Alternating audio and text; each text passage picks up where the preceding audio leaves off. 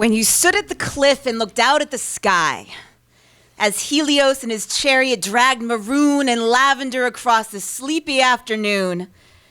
Well, Icarus, I suppose you didn't think too much about the ground.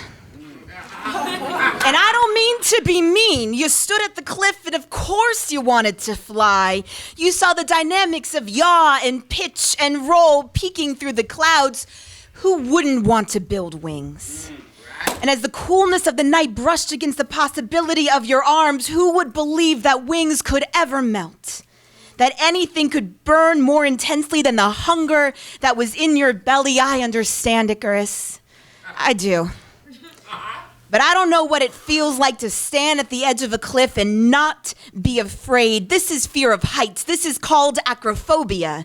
To build yourself wings, you must have looked out at the rolling expanse of sky. I look down, Icarus. I see the way the jagged rocks argue with the shore. I see my broken body toothpicked in their boulderous teeth. This is fear of falling. This is called rational because I am clumsy. I am always falling or recovering or about to fall. My knees and elbows are masterpieces sketched in scar tissue.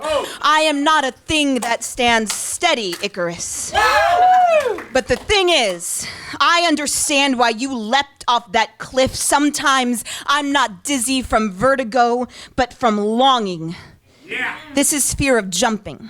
This is called catapetophobia. Yeah. I'd never heard that before.